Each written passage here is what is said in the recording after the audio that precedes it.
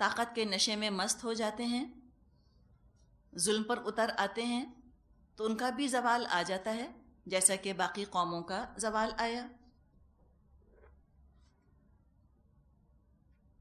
تو یہاں موسیٰ علیہ السلام کے قصے میں یہی بات ہے جو کہ بیان فرمائی گئی کہ موسیٰ علیہ السلام آئے، فرعون تھا، حامان اس کا چیف پریسٹ، قارون یوں سمجھے کہ فائنانس منسٹر، یعنی کہ ہر طرح کی ذہانت اس کے پاس موجود تھی، فرعون کے پاس، اس کے درباریوں میں برین کی کمی نہیں تھی، خوب سوچنے سمجھنے والے، صلاحیتیں رکھنے والے، ذہن، عقل، دماغ، آئی کیو لیول سب ان کے پاس تھا۔ فرعون آپ کا کیا خیال ہے، بے وقوف ہوگا، احمق تھا؟ کوئی نہیں تھا، بہت انٹیلیجنٹ ہوگا۔ حامان بڑا ذہین، قارون اتنی دولت آخر جمع کی تو کچھ نہ کچھ دماغ ہوگا، تبھی تو محنت کی ہوگی، صلاحیتیں لگائی ہوں گی، دماغ استعمال کیا ہوگا، تبھی تو اتنا کچھ جمع کر لیا۔ لیکن یہ ایک آنکھ روشن دنیا کے علم والی اور وہی کی آنکھ بالکل بند، لاپ سائیڈڈ ویوز۔ تو ان سب سے جو بہترین تھے موسیٰ علیہ السلام، وہ ان کو نعوذ باللہ جادوگر اور جھوٹے نظر آئے، اس لیے کہ ان کے لائف سٹائل کو کنفارم نہیں کر رہے تھے، ان سے متاثر نہیں تھے۔ جو ٹائرنٹس ہوتے ہیں، ڈکٹیٹرز ہوتے ہیں، جو ان سے متاثر نہیں ہوتا، ان کی عظمت کے گن نہیں گاتا، کہہ دیتے ہیں یہ پاگل ہیں، اس لیے بیکورڈ ہیں، اس لیے۔ تو یوں اس نے کیریکٹر اسیسینیشن کیا، سب نے مل کر ایسے ہی کام کیے، ایسی ہی باتیں کی موسیٰ علیہ السلام کے خلاف، اور جب حق آیا بجائے کہ حق قبول کرتے، حق کو دبانے کے لیے کھڑے ہو گئے، قتل کر دیا ایمان والوں کے بیٹوں کو اور ان کی عورتوں کو زندہ چھوڑ دیا۔ لیکن اللہ تعالیٰ فرماتا ہے کہ فرعون کے کافروں کی ساری چالیں بیکار ہی جاتی ہیں، کامیابی بلا آخر بہرحال ایمان والوں ہی کی ہوتی ہے۔ آگے فرمایا وقال فرعون، ایک روز فرعون نے کہا، کس سے کہا ہوگا؟ اپنے درباریوں سے، جو پپٹ کیبنٹ اس کی بیٹھی ہوگی نا، اس سے، ذرونی، اجازت دو مجھ کو، اقتل موسیٰ، میں اس موسیٰ کو قتل کیے دیتا ہوں، وَلْيَدْعُ رَبَّهُ، اور یہ پکار دیکھے اپنے رب کو، انی اخاف ان یبدل دینکم او ان یظہر فی الارض الفساد، مجھے اندیشہ ہے یہ تمہارا دین بدل ڈالے گا یا ملک میں فساد برپا کر دے گا۔ اب یہ بات پہلے بھی ہم پڑھ چکے ہیں کہ فرعون نے کہا تھا کہ مجھے لگتا ہے کہ یہ موسیٰ جو ہے یہ تو سارا ہمارا طرز زندگی بدلنے کے چکر میں ہے۔ سورہ طٰہٰ میں ہم نے پڑھا تھا آیت 63 میں، وَيُذْهِبَ بِطَرِيقَتِكُمُ الْمُثْلَىٰ، یہ تمہارا آئیڈیل لائف سٹائل، تمہارا آئیڈیل کلچر بدل دیں گے یہ موسیٰ اور ہارون تو مل کر۔ تو اس نے کہا اپنے منسٹر سے کہ تم اجازت دو مجھ کو، میں قتل کروں موسیٰ کو۔ اب آپ کے خیال میں یہ فرعون جو تھا ایسا فرما بردار تھا کہ جو اس کی کیبنٹ اس کو مشورہ دیتی یہ وہی کرتا؟ کیا اس کے ہاں ڈیموکریسی تھی آپ کے خیال میں؟ کیا تھی اس کے ہاں؟ لیکن پردہ کس چیز کا ڈالا ہوا ہے؟ ڈکٹیٹرشپ کے اوپر پردہ کس کا پڑا ہے؟ ڈیموکریسی کا۔ تو آپ یاد رکھیں کہ آج بھی جو ممالک ظلم اور ستم کا بازار گرم کر رہے ہیں، نام وہ سب ڈیموکریسی کا لیتے ہیں، نام سب لبریشن کا لیتے ہیں، نام سب انصاف کا لیتے ہیں۔ جمہوریت ہوگی اور آزادی ہوگی اور انصاف کا چرچا ہوگا اور ہم سچ بولیں گے، ان میں سے ایک چیز بھی سچی نہیں۔ ان کے ہاں ایبسلیوٹ ڈکٹیٹرشپ ہے، شکلیں بدلتی ہیں، چیز وہی ہے۔ ٹائرنٹ ورنہ ٹائرنٹ رہ نہیں سکتا اگر ڈکٹیٹر نہ بنے، وہ کوئی آزادی نہیں، اور ان کے ہاں کوئی سچ کا پرچار نہیں، کوئی انصاف نہیں ہے۔ اور پچھلے دنوں جو بھی واقعات ہمارے سامنے آئے سب ان کی سچائی کا پول کھل چکا ہے۔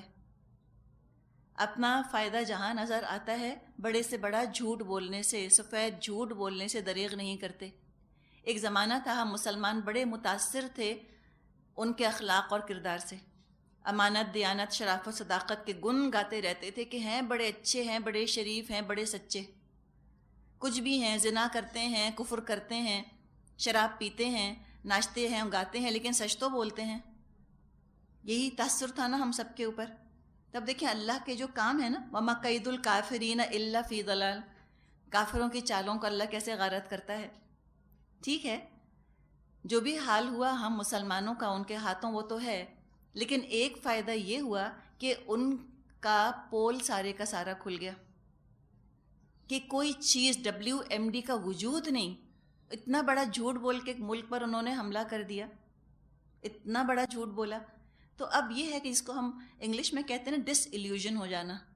اب اچھے اچھے سیکولر مسلمان جو ہیں وہ بھی ڈس ایلیوژن ہو گئے ہیں. اب وہ ان سے متاثر نہیں ہے کم از کم. تو چلیں یہ بھی ایک قدم ہے. پہلے لا الہ تو ہو، وہ جو معبود بنا کر ان کو بٹھا لیا تھا اور انہی کو پوچھتے تھے اور انہی کی باتوں سے ہم ہر وقت متاثر رہتے تھے اور ان کی عظمت کے ہم گن گاتے رہتے تھے. کم از کم اس میں تو کمی آئی. جب لا الہ ہو جائے گا تو انشاءاللہ آگے الا اللہ بھی ہو جائے گا. ان کی عظمت کم ہوگی تو انشاءاللہ جو خلا ہوگا قائم، جو ویکیوم بنے گا، اس میں اللہ نے چاہا تو اللہ کی عظمت، اللہ کے دین کی صداقت اور سچائی اور اس کا حق ہونا یہ بھی انشاءاللہ واضح ہو جائے گا. سسٹمز تو بدلیں گے. اور ہم کچھ بھی کہہ لیں، دنیا کہیں بھی جا رہی ہے، لیکن ایک انڈر کرنٹ محسوس ہو رہا ہے جو کہ اس کلچر کے خلاف ہے.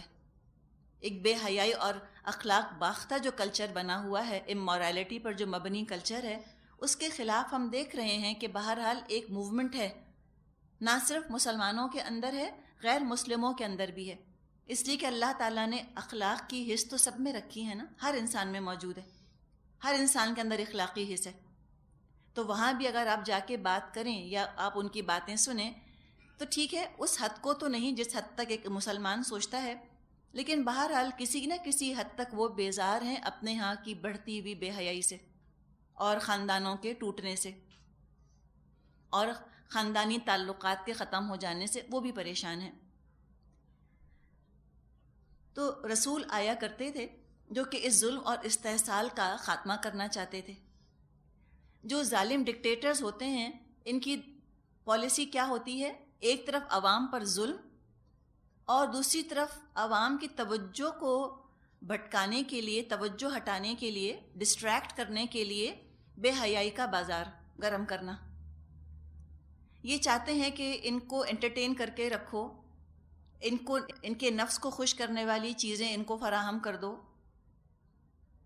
تاکہ پھر یہ مست ہو جائیں چیزوں کے اندر اور یہ کسی قابل نہ بچیں کہ یہ احتجاج کر سکیں.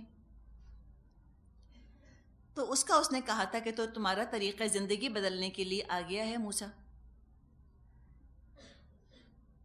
یہی بات وہ یہاں کہہ رہا ہے، انی اخاف ان یبدل دینکم، مجھے بڑا ڈر ہے کہ کہیں یہ تمہارا دین نہ بدل دے.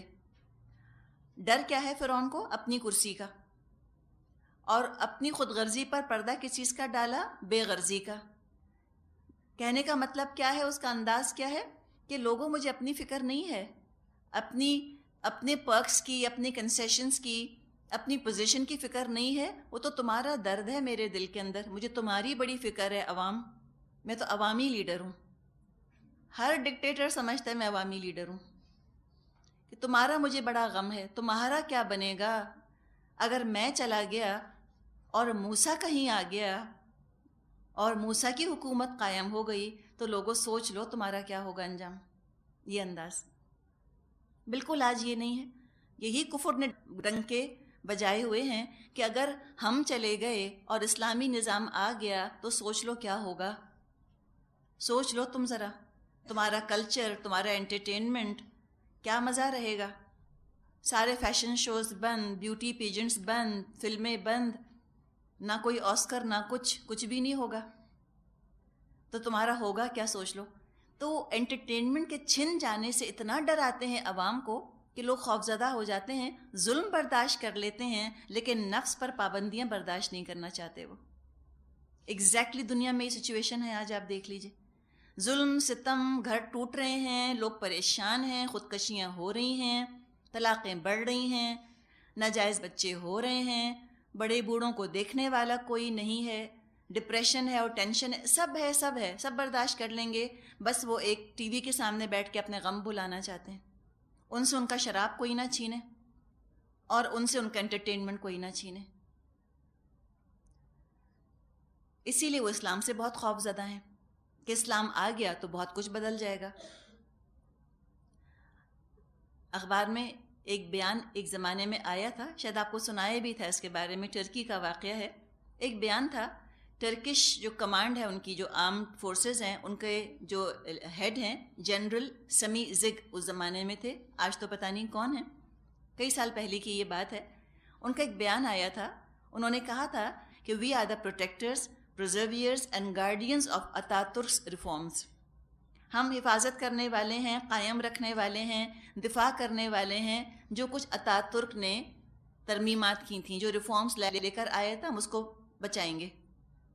No matter how treacherous those against us are, the Turkish armed forces has the power to destroy them. ہمارے خلاف جو بھی چالیں چل رہے ہیں، چاہے وہ کتنی بھی طاقتور کیوں نہ ہوں، جو ترکی کی مسلح افواج ہے وہ ان کا تہس نہس ان کو کرنے کی طاقت رکھتی ہے، ان کو ختم کرنے کی طاقت رکھتی ہے۔ کون بیان دے رہا ہے؟ Head of Turkish arm force. اب یہ بیان سن کے کیا فیل ہو رہا ہے آپ کو؟ کیا ہو رہا ہوگا؟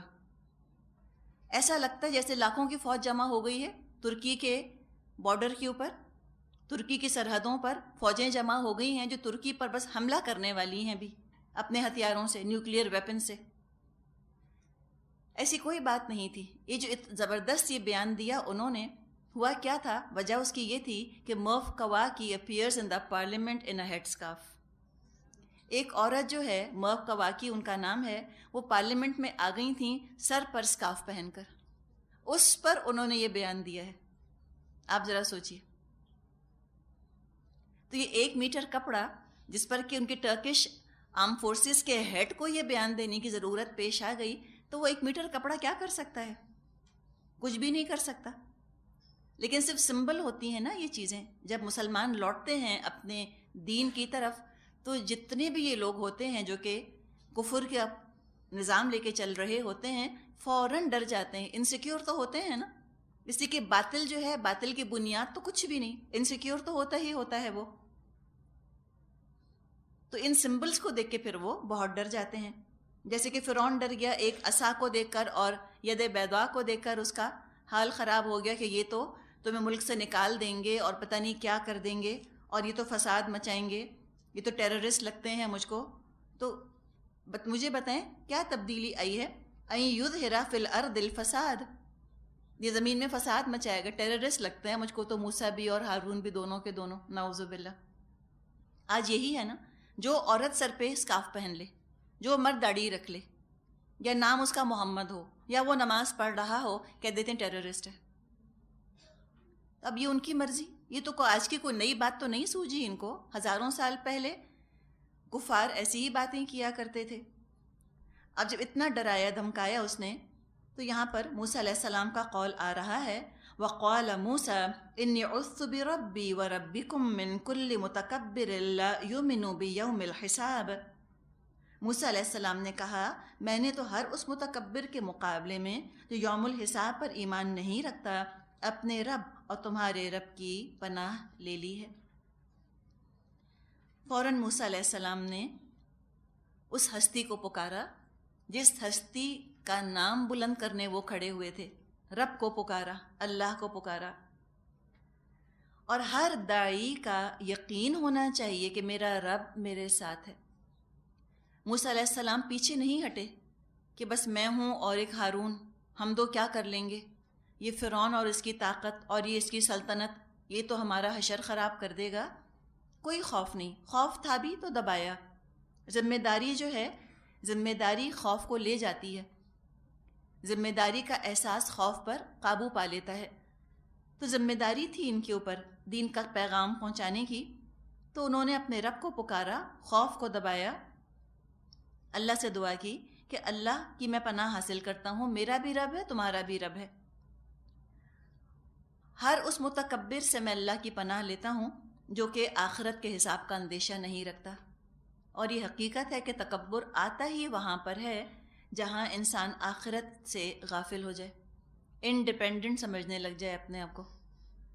30ویں پارے کی صورت میں آتا ہے نا کہ ایحسب ان لم یرہ احد، کیا اس نے یہ گمان کیا کوئی اس کو دیکھ نہیں رہا؟ یہ انسان سوچتا ہے کہ کوئی میرے اوپر نظر رکھنے والا نہیں، کوئی سمیع نہیں، کوئی بصیر نہیں، جو چاہوں کروں۔ جب وہ یہ سوچنے لگتا ہے، تکبر آتا ہے اس کے اندر، میں بہت بڑھ جاتی ہے، اس کی انا بہت بڑھ جاتی ہے، اور پھر وہ ظلم و ستم پر آمادہ ہو جاتا ہے۔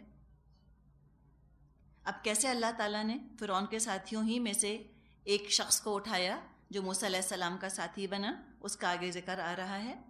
تبھی بریک لے لیں آپ لوگ، انشاءاللہ پھر ہم آگے چلیں گے۔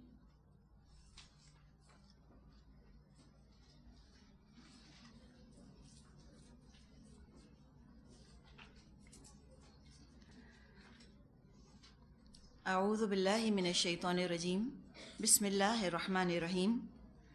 رکوع نمبر 4 شروع ہو رہا ہے، آیت نمبر 28۔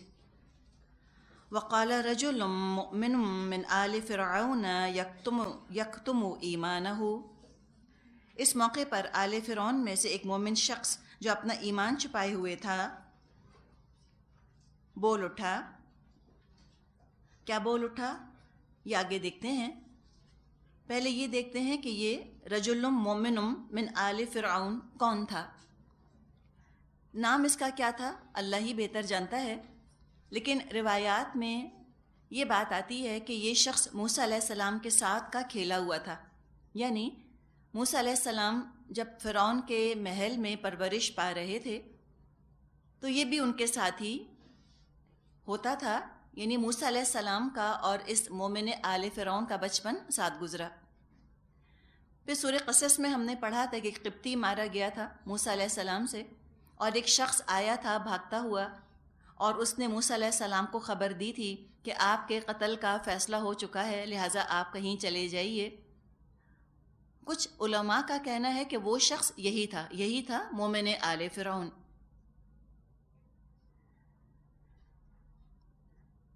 حدیث میں آتا ہے کہ صدیقین چند ہیں جو کہ صدیقین کے درجے پر پہنچے ہوئے ہیں۔ ایک وہ شخص جس کا سورہ یاسین میں ذکر آیا کہ جس نے تصدیق کی تھی رسولوں کی، اور قوم نے اس کو قتل کر دیا تھا۔ دوسرا یہ مومن آل فرعون، یہ بھی صدیق کے درجے کا پہنچا ہوا شخص تھا۔ اور تیسرے ابو بکر رضی اللہ عنہ، ابو بکر صدیق، اور وہ تو افضل ترین ہے تمام صدیقین میں۔ تو یہ ایک شخص تھا، موسیٰ علیہ السلام سے متاثر تھا۔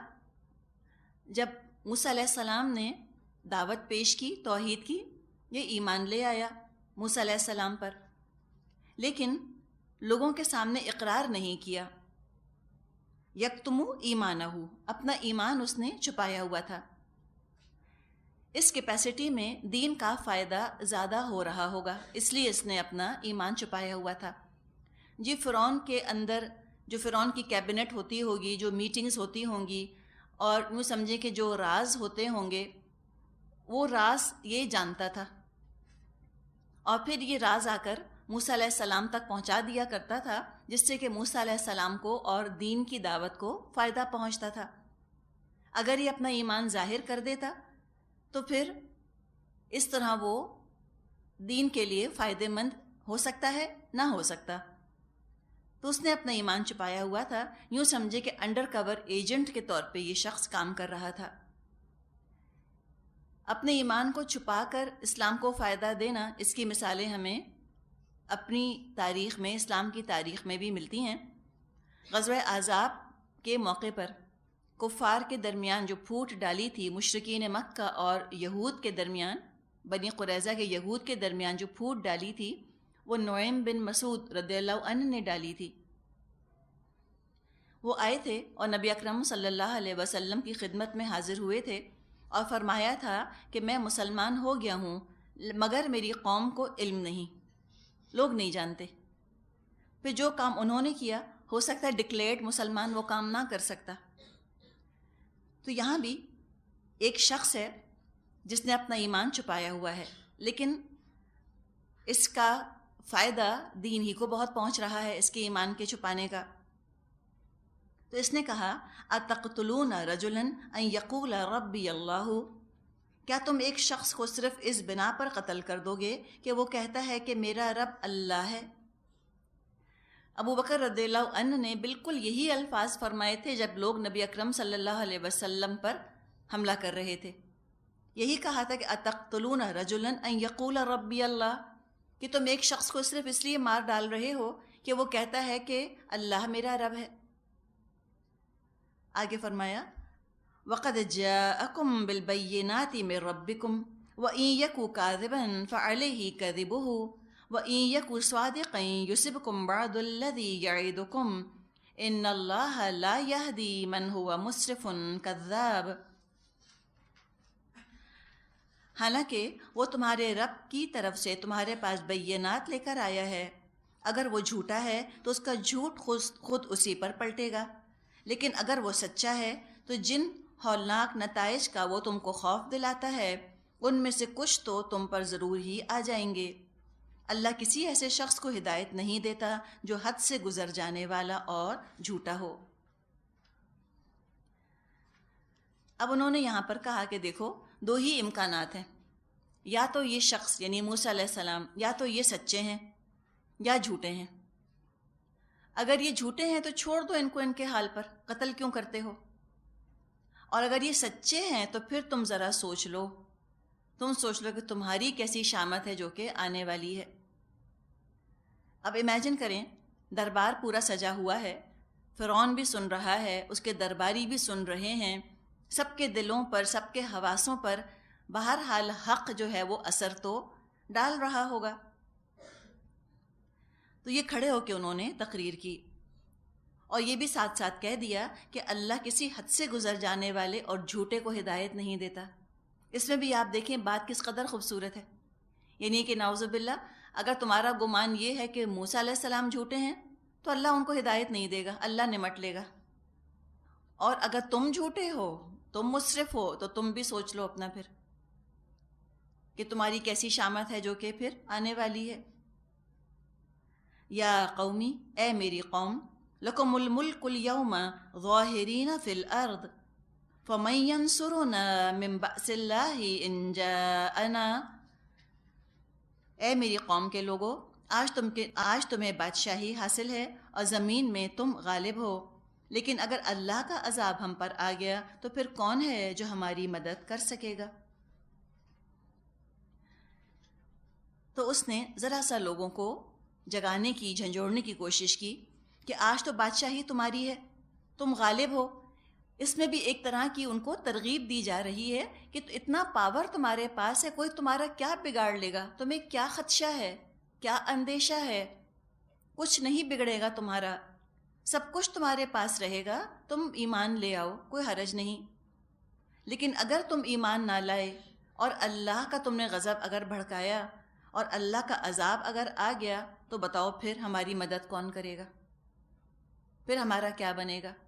تو بڑی ہی بلیغ انداز میں، بڑے ہی سٹل انداز میں وہ لوگوں کے اندر ایمان کو قبول کرنے کا جذبہ بیدار کر رہے ہیں کہ تم ڈر کی وجہ سے قبول نہیں کر رہے دین. کیا ڈر ہے تمہیں؟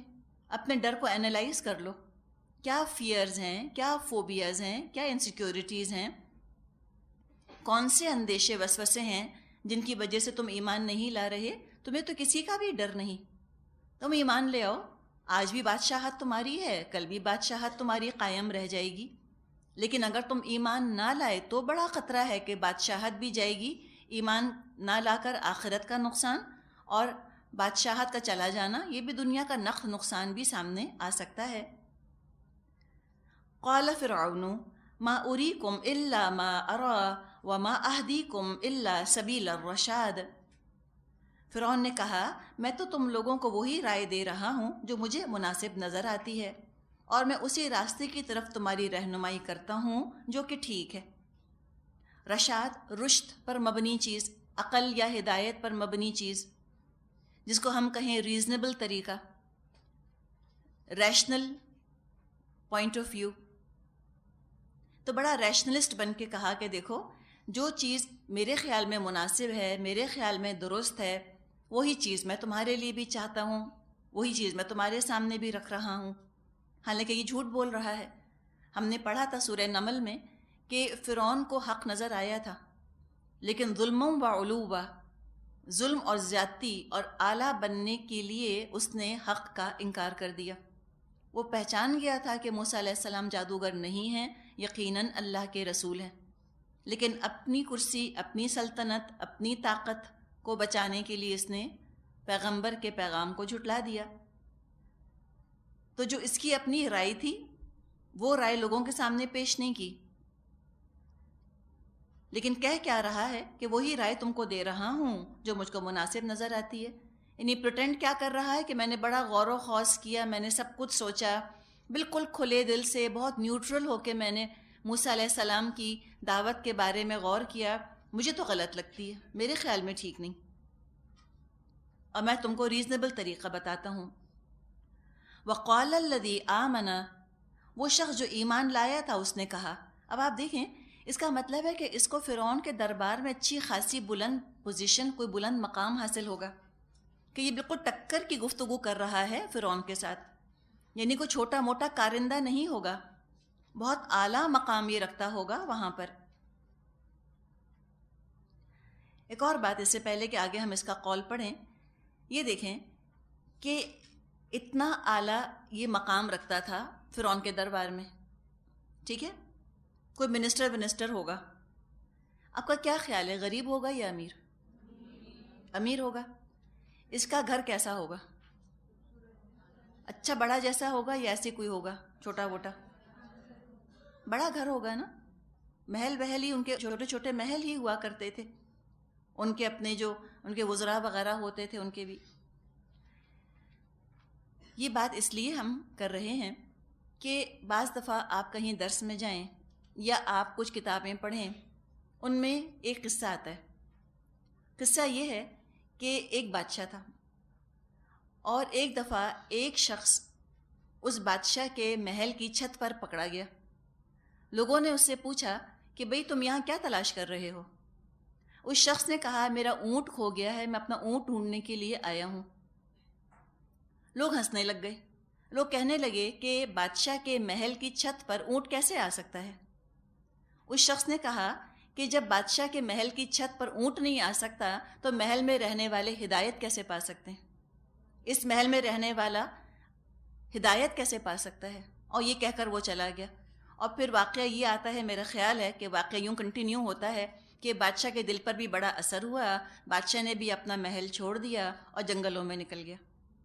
اب ایسی باتیں سننے میں تو بہت اچھی لگتی ہیں، اور یہ ہم باتیں کیوں کرتے ہیں؟ یہ کہاں سے آئیں ساری چیزیں؟ وہ جو ہمارے اوپر رہبانیت کا اثر آیا ہے، مناسٹسزم کا جو اثر آیا ہے، اس میں یہ فرض کر لیا گیا کہ اگر کوئی محل میں رہتا ہے یا وہ پیسے والا ہے وہ ہدایت نہیں پا سکتا، یہ دولت پرست، یہ دنیا پرست، یہ دنیا دار لوگ، انہیں کہاں سے ہدایت ملے گی؟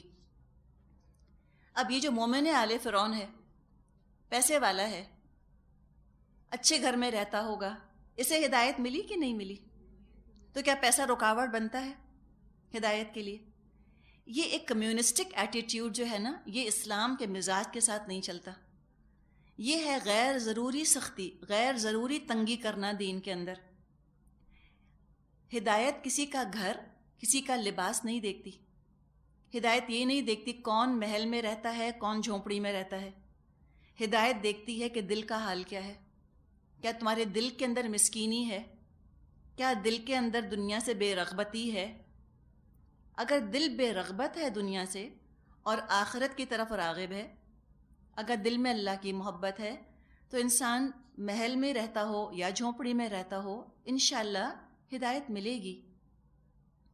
اور دل میں اگر دنیا کی محبت بسی ہوئی ہے اور دل ہر وقت دنیا کی طرف راغب رہتا ہے اور آخرت حاصل کرنے کی کوئی تمنا، کوئی ارمان دل میں نہیں ہے، نہ اللہ کی محبت ہے، تو کوئی جھونپڑی کیا کھلے آسمان کے نیچے بھی رہتا ہو تب بھی نہیں ملے گی۔ تو غربت اور ہدایت لازم اور ملزوم نہیں ہے، دولت اور گمراہی لازم اور ملزوم نہیں ہے، اصل تو دل کی کیفیت ہے۔ وہ حدیث ہم نے کتنی دفعہ کلاس میں ڈسکس کی ہے کہ ان اللہ لا ينظر الى صورکم واموالکم، اللہ تمہاری صورتوں، تمہارے مالوں کو نہیں دیکھتا، ولکن ينظر الى قلوبکم واعمالکم، بلکہ اللہ تمہارے دل اور تمہارے اعمال کی طرف دیکھتا ہے۔ تو اس طرح کی باتیں سننے میں بہت اچھی لگتی ہیں، لیکن اکثر موضوع ہوتی ہیں، سب فیبریکیٹڈ ہوتی ہیں، بنی ہوئی ہوتی ہیں.